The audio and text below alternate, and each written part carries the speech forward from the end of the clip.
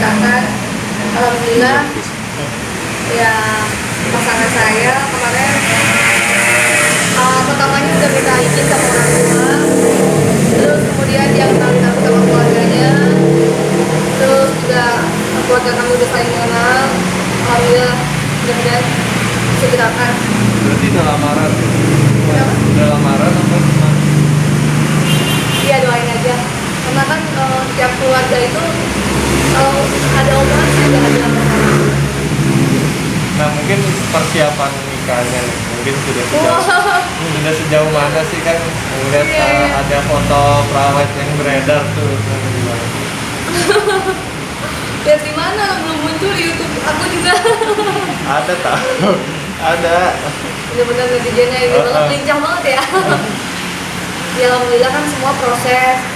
Kemarin sempat kebetulan lagi dianya lagi nggak kerja, Janet juga lagi free. Kita foto kemarin. Nah, mungkin persiapannya sudah sejauh mana nih? Sudah berapa persen? Menuju halal. Wow, masya Allah, amin. Gak ada yang tahu ya, tapi mudah-mudahan kalau kita udah diniatin baik, niat pengen cepat-cepat nikah, karena memang kalau jadi maaf ya status janda itu nggak bagus kalau lama-lama sendiri ya.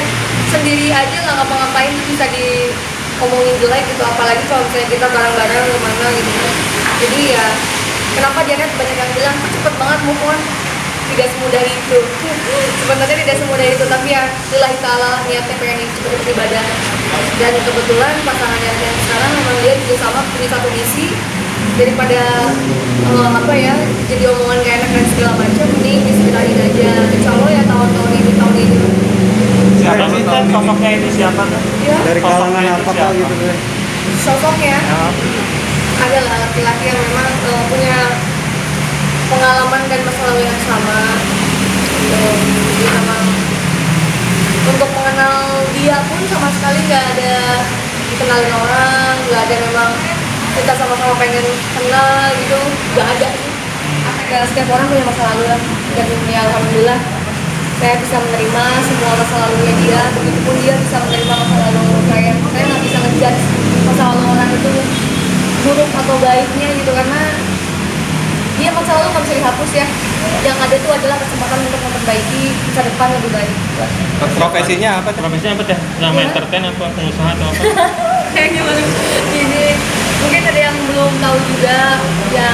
Kebetulan kami punya profesi yang sangat berbeda, bukan di dunia entertain. Pengusaha atau apa? Iya, dia entertain ya.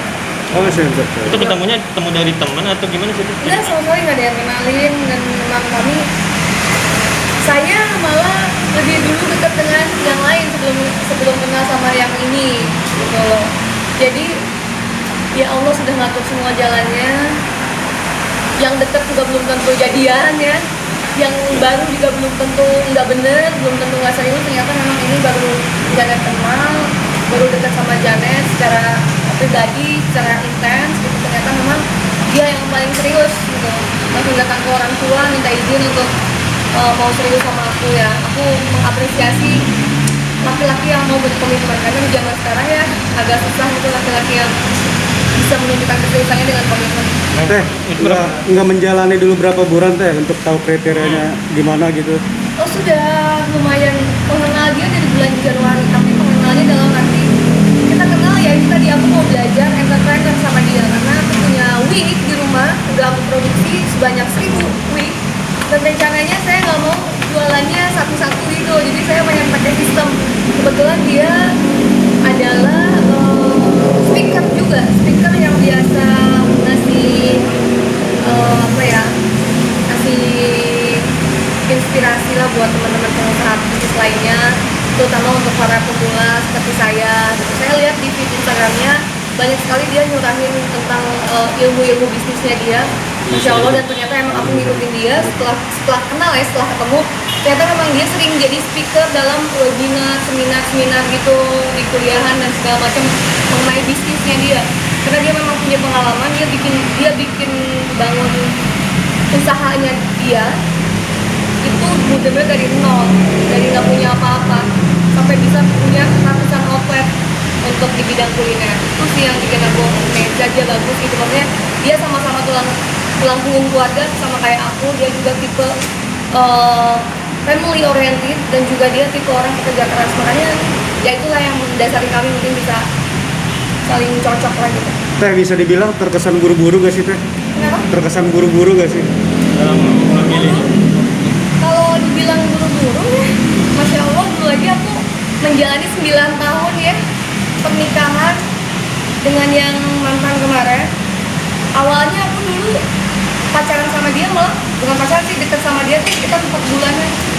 4 bulanan dibilang serius lah ya, pacaran menuju pernikahan gitu. Dan itu tanpa pikir panjang, aku pikir dia yang segalanya, dia lebih yang paling baik, paling setia, paling bertanggung jawab.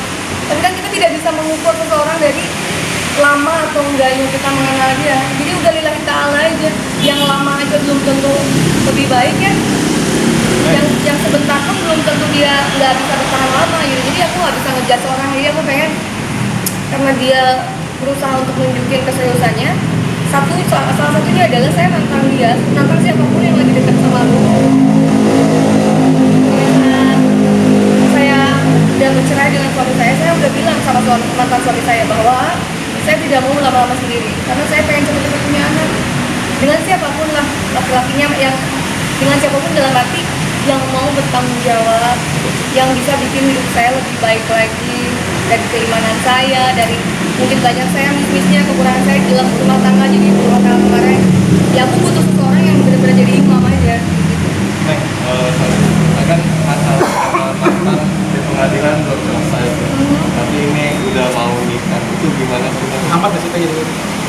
Jujur aja, sebenarnya kemarin waktu aku bercerai itu kan saya yang menuntut minta cerai ya, itu setelah peliknya saya berpikir keras, saya tanpa diskusi dengan orang tua, dalam arti bukan tidak melibatkan orang tua, tapi orang tua mengembalikan semuanya ke saya gitu kan. Semua keputusan itu hasil istiqoroh saya. Saya benar-benar yakin dengan keputusan saya, karena saya kemarin minta cerai juga karena kesalahan fatal yang dia lakuin. Saya masih ngejaga alasannya kenapa gitu. Karena saya tadinya pengen ya udah berpisah secara baik-baik ya. Saya tidak menuntut sedikit pun sepeser pun dari apa yang dia punya selama pernikahan dengan saya ya. Kalau dia menganggap semua tabungan saya, hasil saya kesana kemari, jerih payah saya, kerja keras saya itu adalah harta bersama, dia bilang itu kan. Tapi uangnya dia, hartanya dia makan sendiri, dia simpan sendiri di tabungan, dia pakai ke hobi-hobinya. Sama saya nggak mengganggu tabungannya dia, asetnya dia yang sudah dia terima di tabungan rekeningannya, di tabungannya. Tapi sekarang setelah berpisah, satu itu gara-gara kesalahan fatalnya dia dalam rumah tangga, sampai saya harus merelakan 9 tahun rumah tangga dengan dia. Saya benar-benar nggak tahu arah mau kemana lagi setelah bercerai. Dan lucunya lagi, ketika proses persidangan cerai, dia sempat ingin kembali. Dia sendiri tahu nggak kamu mau nikah? Dia sendiri tahu nggak kamu udah mau? Saya udah bilang ketika waktu proses cerai kan dia beberapa kali tuh nge-begging saya gitu, saya masih cinta sama kamu tempat pulang aku nggak tahu arah kalau nggak ada sama kamu. Sampai akhirnya dia pernah nunjukin foto dia lagi mau miris tangannya gitu, seolah-olah bahwa nunjukin ke saya bahwa saya yang bikin dia hancur. Padahal saya balikin lagi, kenapa kamu bikin saya seperti ini? Saya selalu kembali ke dia gitu. Ketika dalam proses mau ketok palu, dia sempat mau balik lagi. Waktu itu saya ngasih kesempatan ke dia, bahkan setelah gimana susahnya saya sekuat tenaga untuk menutup hati buat dia, ternyata saya bisa lebih lagi. Tapi sayangnya 1 bulan sebelum ketok palu, dia tidak memanfaatkan kesempatan itu. Bahkan saya seperti mengemis-ngemis sama dia, tolong dong kalau kamu mau balikan lagi sama saya sesuai janji kamu sama orang tua saya, tolong dong kamu setia sama saya, gak usah kabur-kaburan. Ternyata dia punya yang lain. Akhirnya saya benar-benar ngerasa dikecewain sama keluarga, sampai akhirnya saya pamit. Saya perempuan tapi saya punya niat baik untuk pamit terhadap keluarganya, terhadap dia, karena saya ingin semua baik-baik aja gitu ya, hubungannya baik, karena mereka udah kayak keluarga saya sendiri. Saya pamit dengan saya bilang mohon maaf sekali saya tidak bisa menerima Alif kembali karena dia sudah menyia-nyiakan kesempatan ini. Saya dibuatnya capek, saya seperti mengejar